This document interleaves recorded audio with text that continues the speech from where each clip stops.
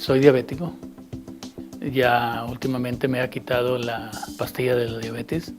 También tomaba alta presión y ya me eliminó la pastilla de la alta presión. Me siento muy bien, ¿ve? Y ahora que empecé el programa con ella, estoy bajando ahorita de 260 a 234.